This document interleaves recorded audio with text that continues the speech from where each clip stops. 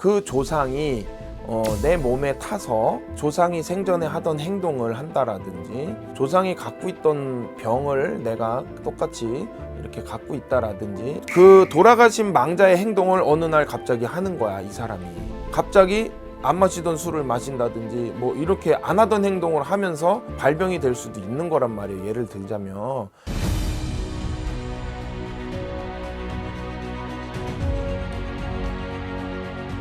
안녕하세요, 성북동 해주당입니다.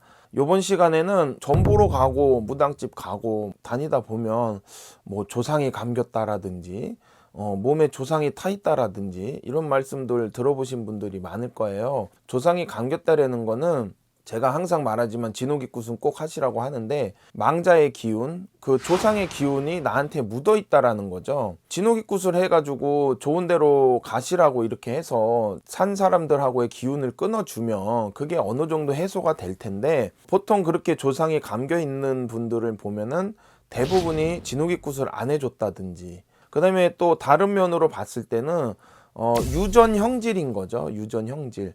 그러니까 뭐 예를 들어서 돌아가신 조상분들 중에 뭔가 뭐 도박을 좋아하시고 술을 좋아하시고 뭐 이런 분들이 있어서, 뭐 예를 들어 술을 좋아하셨기 때문에 그 양반이 뭐 간암으로 가셨다든지 간경화로 가셨다든지 이런 분들이 있단 말이에요. 후손에 있어서 간경화나 간암이나 이런 게 있는 분들이, 병을 갖고 계시는 분들이 있을 수 있단 말이에요.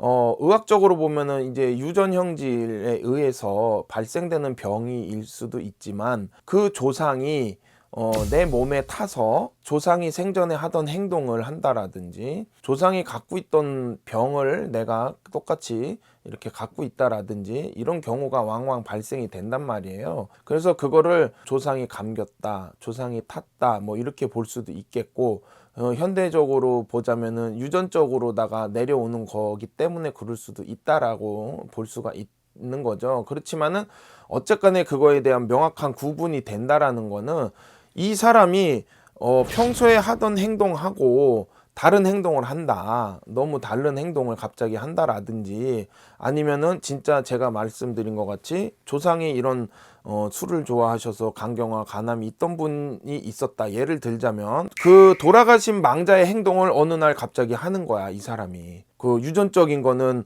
이렇게 뭐 현대의학적인 걸로 표현이 되지만, 갑자기 안 마시던 술을 마신다든지 뭐 이렇게 안 하던 행동을 하면서 발병이 될 수도 있는 거란 말이에요. 예를 들자면 그럴 때 조상이 감겼다라고 하는 거죠. 아니면 조상이 아니더라도 남의 조상은 나한테 수비영산인 거거든요, 사실.